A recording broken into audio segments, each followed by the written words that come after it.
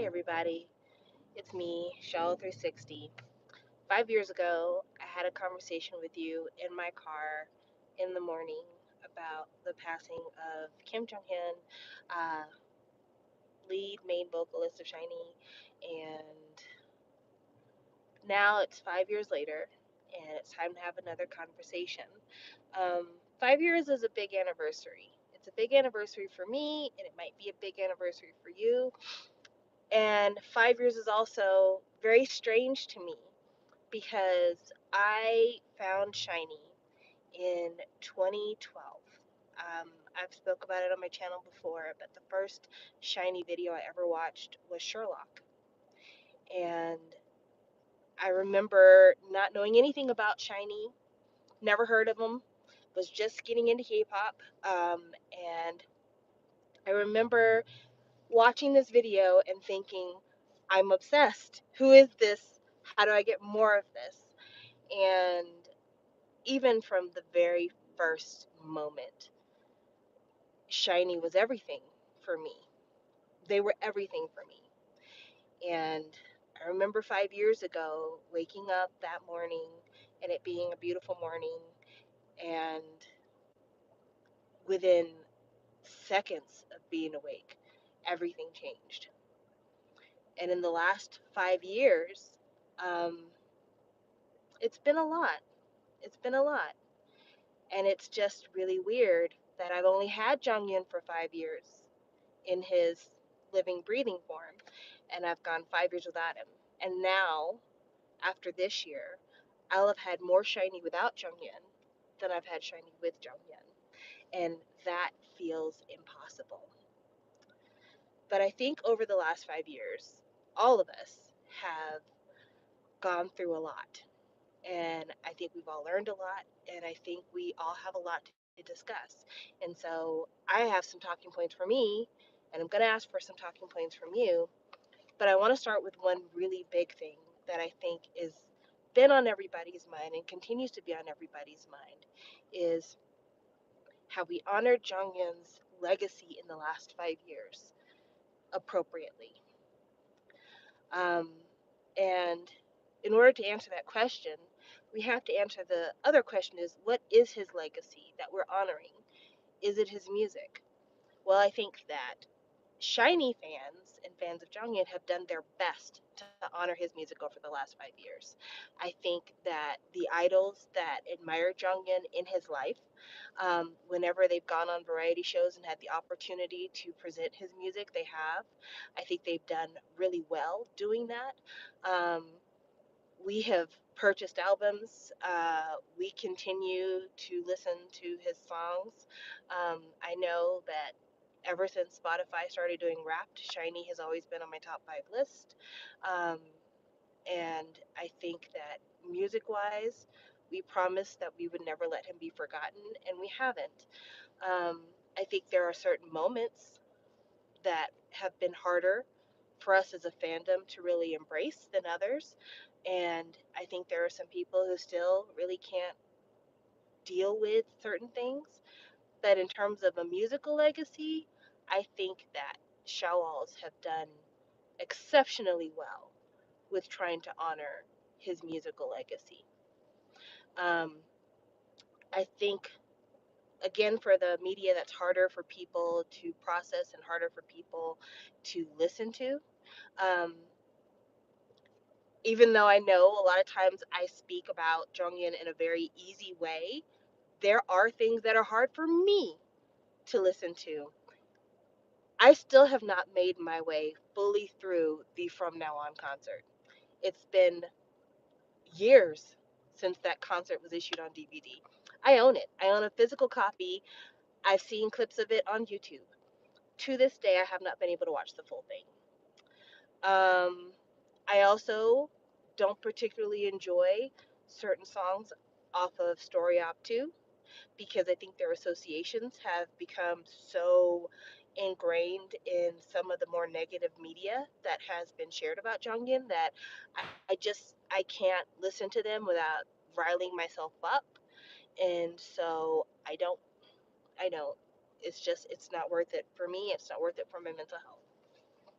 Speaking of mental health, I think it would be disrespectful and dishonest to not talk about Jung-Yin's legacy as a beacon for protecting the mental health of idols. Um, and for mental health advocacy in Korea.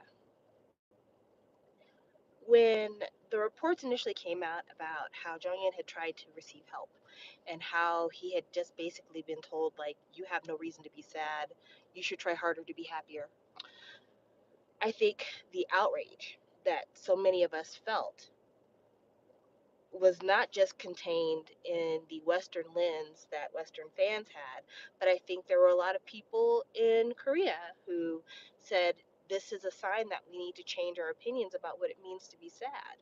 I think that there's a certain amount of sadness that anybody can have. You know, um, we all have bad days. We all go through traumatic events. We all lose loved ones. We all have reasons to be sad. But I think that taking big sadness, capital S sadness, seriously is something that didn't just change for one individual, but I think more and more people in Korea and throughout the entertainment industry in K-pop have started to say we need to be held more accountable for, and we need to prevent this from happening.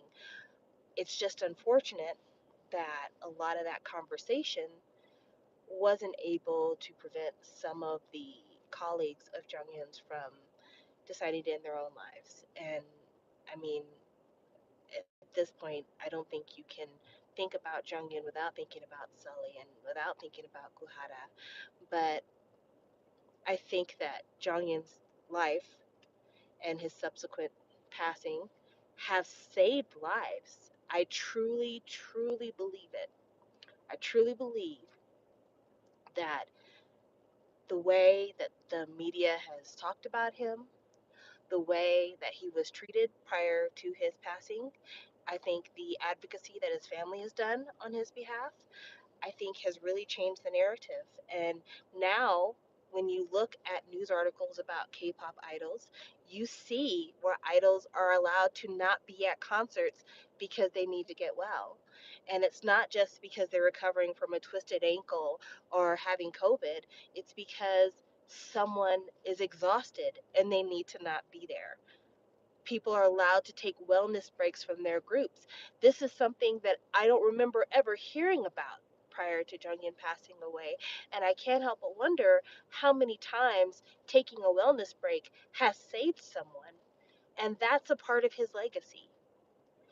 And then, probably the biggest part of his legacy is the part that, of course, I honor every day and I'm still a big part of, and that's his group. Um, Minho just came out with a solo, and he called his version of the album that is the same as Ace, Bass, Face, and Voice. He called that version the complete version. So, in the 5 years since Jonghyun has passed, his family, his musical family, has completed the series, and now there's 5 solos. And currently, SHINee is the first K-pop group where every member has released a solo. And I think that Jonghyun should be immensely proud of it. And I think everything that SHINee has done since his passing, he should be immensely proud of. He should be so proud of Key taking charge of his career and becoming somebody that's known more for his work on Amazing Saturday with younger audiences than he is for his career in SHINee. And I think he should be proud of the fact that Onu managed to hold on after so much negativity around his continued involvement with SHINee, that Onu managed to hang on, that he didn't just abandon ship, that he didn't just take those criticisms to heart, and he's been there, and he's been the leader that everyone has known him to be. And even now, he's still the touchstone for the entire group. He's still the backbone of that SHINee family. And I think Jonghyun would be so proud of Onu. I think he'd be proud of the chances that Onu has taken. I think he would be proud of a lot of the recovery work that Onu has done to shore up his own self esteem and the way that he's spoken about how tough it is to come back from something like this. I think that Jonghyun would be crazy, crazy proud of Taemin. Like, if Jonghyun could see Taemin today, his baby, I think that he would be the biggest fanboy. He would be covered head to toe in merch. He would be shouting all the songs. He would be trying to do the choreo at his own concerts. He would be so impressed with Taemin. And I think he'd be even more impressed that when the military got the best of Taemin, that he saved himself. Because somewhere in the back of Taemin's mind, he probably knew that his brother wouldn't have wanted him to suffer. And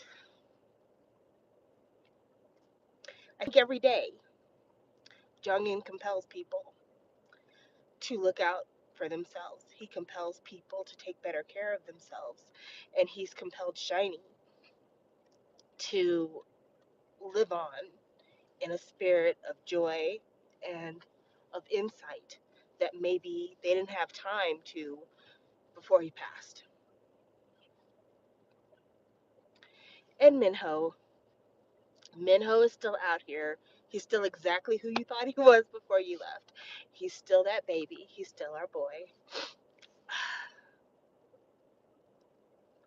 There are some things that have happened since Jonghyun passed that aren't to be so proud of. I think it's no secret that most Shawls have been run through the emotional ringer with the amount of times Jonghyun has been represented as a stereotype of the ills of K-pop. On the one hand, Jonghyun passing away allowed mental health to be taken more seriously by a lot of people, and a lot more artists are more vocal about how therapy is a good thing, how medication's not anything to be ashamed of. But for people outside of the industry, especially Western media sources who know nothing about K-pop and are just looking to be able to tie some sort of sadness narrative to whatever article they're writing, Jonghyun literally is the sad emo poster boy to how horrible the K-pop factory system is. And we've had to deal with his name being used as a cautionary tale by true crime podcasters. You know, I'm fucking talking about you, Bailey Sarian. Um, we've had to see it in Variety articles. We've had to see it in New York Times articles. We've had to see it in any blogger who wants to write a quick little something about it's not all about BTS. Sometimes people die. We've had uh, We've had people mention Jonghyun's name who couldn't even pronounce his name. We've had people mention his name who couldn't even pronounce the word shiny correctly. We have had him literally snatched out of the air like vapor to be used as an argument as to why K-pop is evil and our young people shouldn't be admiring K-pop. We've had French media insult Jonghyun for dying at 27 and accusing him of taking his life at 27 because that's the big musical artist age to die and he was trying to be like the cool kids. I'm not going to get into that right now because I don't want to make myself upset. But in what world do they believe that this man would have intentionally killed himself just so he could be seen as a cool dead musician? Literally wake the fuck up. Literally wake the fuck up. I'm sorry, wasn't trying to curse. So it hasn't been all roses. And internally, as a fandom, it has been tough too. Uh, there are Shawwals who knew Jonghyun before he passed, who sometimes feel like they are entitled to dictate how his memory is administrated throughout the years, and they don't allow new Shawwals to acknowledge their sadness. Um, they don't allow new Shawwals to be a part of the grief process. Um, they tend to believe that if you weren't here when he was here, you can't talk, which is crazy to me because there are people who were born after Kurt Cobain died who are allowed to acknowledge that it's really sad that he passed and that his music touches them and that they almost feel like finding out about his death feels like they lost a friend now they've gotten so close to his music. But there are a lot of Shawwals who gatekeep, and that hasn't always been healthy for us. It's caused a lot of infighting when one of the things that we promised each other is that we would never let his music be forgotten. But we're saying that's all you're allowed to have. Anything else about him, you're not allowed to have. That's crazy to me. That to me makes no sense. In addition to that, um, there are new Shawwals who don't know him. They've never known a shiny that wasn't a four piece, and it's difficult to share Jonghyun sometimes because outside of the digital realm, um, he's not a part of the SM merchandise. His albums are hard to find if you're not buying them on the secondary market. And when you do buy it on the secondary market, it's expensive as shit and it makes it inaccessible. And the Shiny Foundation mostly operates in Korea, so you can't even really be as much a part of that as you maybe wanted to. And these are the things that have made it difficult to keep him alive when we've narrowed the amount of access people can have to him. Um, we also have an issue with people who feel like because we didn't get as much of Jonghyun as we get of modern idols, um, at least as much of his interior life. Uh, how do I put this? I'm trying to get around to the play. That's where I'm trying to get to. We got as much of Jonghyun as he allowed us to have. We got Blue Night, we got television variety shows, we got him on Instagram, we got him on Twitter, but there's a lot of interior Jonghyun that we never had access to, and I think that's part of the reason why his death was so stunning to so many people because they had no idea what he was fighting. But then there are people that because there was this gap in our knowledge about Jonghyun, they decided they could fill in that gap and create a fantasy idea of who he was as a person, and then use that to promote their artistic endeavors. And the lady or gentleman who decided to write Jonghyun as a pansexual emo ghost or whatever the fuck they were trying to do, there's a special place in hell for you, buddy. uh, but yeah, there's a lot of people who fight in the comments and in the Twitter replies about this is not something that Jonghyun would like, or this is something that he would have liked, and Shiny is not allowed to talk about him like this, or Shiny is allowed to talk to them like this. And really and truly, as much as we like to believe that we knew Jonghyun, we didn't. That's why his death took so many people by surprise, because we didn't know him. Uh, and I think it's time for us at the 5 year mark to maybe let go of some of the reins in terms of group grief and allow other people to come into the circle.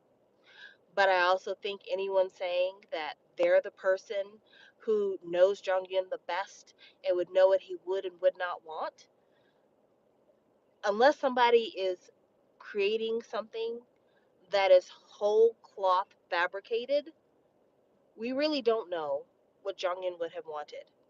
And we can't say that something goes against his intentions or goes against his ethos when, again, we didn't know him interiorly.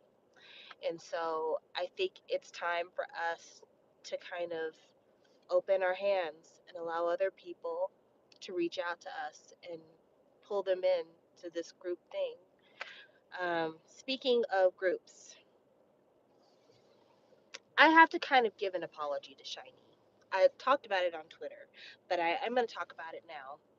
The Story of Light series, I don't think that I appreciated it as much when it came out as I do now.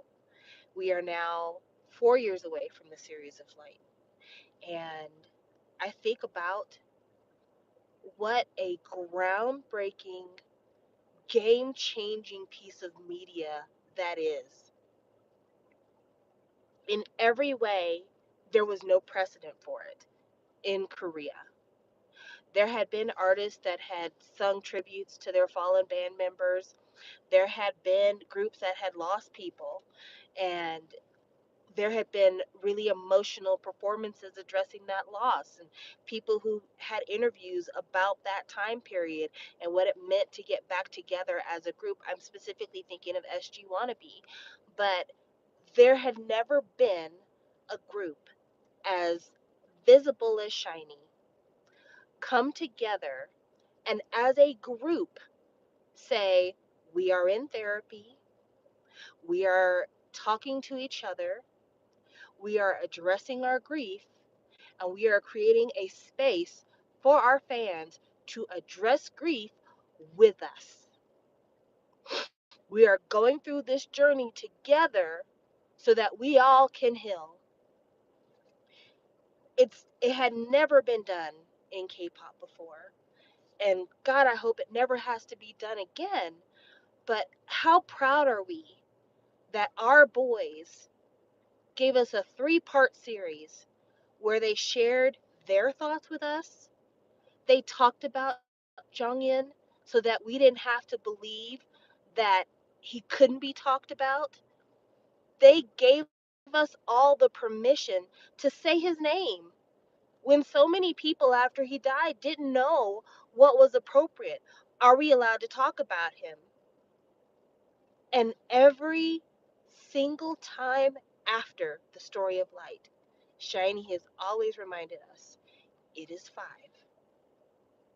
In every way, shape, and form, they have always kept it 5. And it's stunning. It's absolutely stunning. No one else has done it. No one else has done it in K-pop. And again, God, I hope no one else has to. But looking at Kara's recent get together, it's as close as you have gotten in recent times to being able to remove the taboo of losing a loved one. And again, like I said, I don't know if my mindset I could really appreciate as much as I've had in the years since. But one of the things that I've held really precious to my heart is right after the last, not the last piece of the Story of Light, I would say piece number 2. I think it was the second part of Story of Light came out, and Lock You Down was the last song on Story of Light Part 2. I remember a lot of people being confused why that was the song that Shiny would use as the last Korean song for OT5, because it's a really light and kind of breezy song. Jonghyun doesn't have huge parts in it. I mean, he's got parts in it, obviously. His voice is very clear in the song, like he sounds great, but it wasn't a particularly sentimental song. It wasn't a song that necessarily was in any way kind of encapsulating of, his feelings about us as a fandom or his feelings about his group members. It was just like a breezy pop song. In the years since, I am so grateful for that song. In the years since, I'm so grateful for that song because Shiny knows Jonghyun better than us. And there's a reason why the last video Jonghyun made for us was Shinin'. He wanted to leave us with something positive, with something good, with something that expressed who he was. If you remember me as anybody else, remember me this way. We met Shiny through replay. We met five boys through the song Replay, a song about a guy who meets an older girl and wants to make her his girlfriend. And in the song Lock You Down, it's a song with five guys who meet a girl and they want to lock her down. And they want to lock her down forever. OT5 left us where they met us.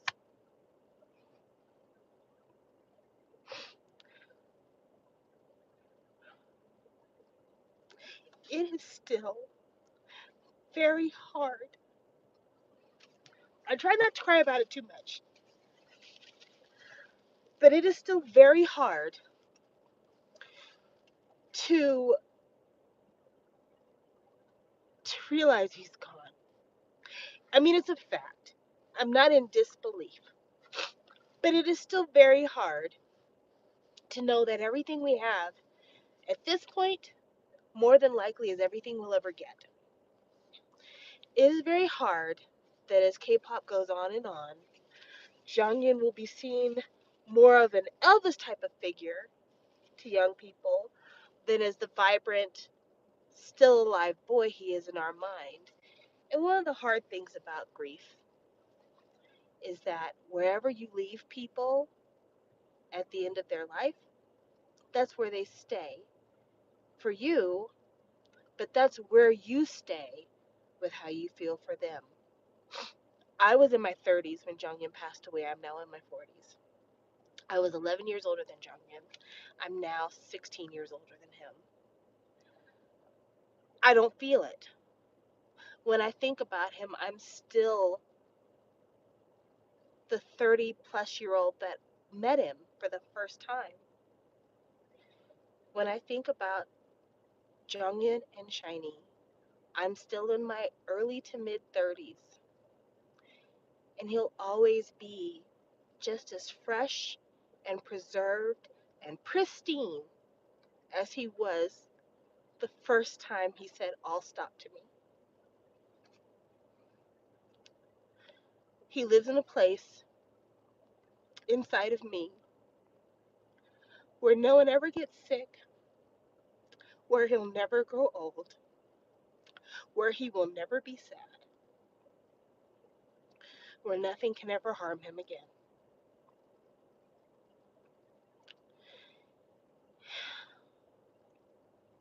And even though I will have been without him for less time than I've had him, I'm grateful for every moment I had.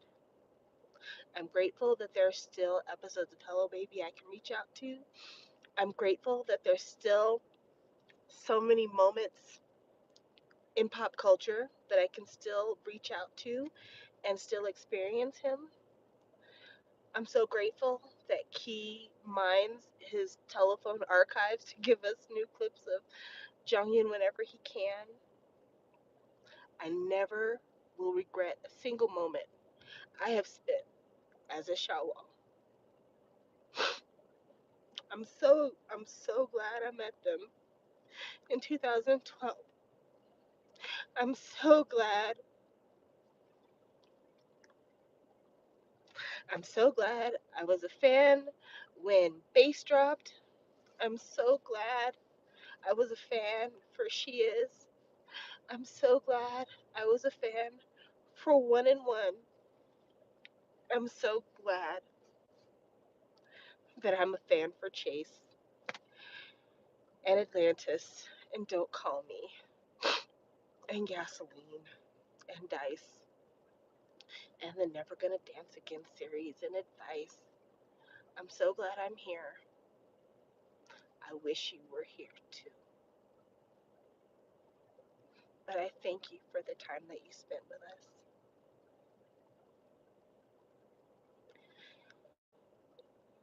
My favorite Jonghyun solo song, if you don't know, is a song called Monodrama. It's a little emo, I'm not gonna lie to you. Maybe don't listen to it if you're in a sad state. But part of that song, which I always found amazing, was the song was about a person who is in love with a person who doesn't have a real relationship with them.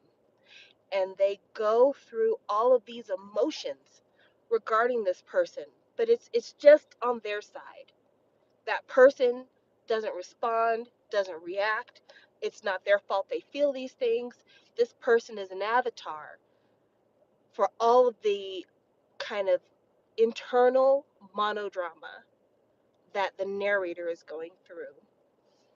At the time that it came out, I remember thinking that that song was about how fans interact with idols because we don't really know idols. So we just kind of foist all of these projections onto them.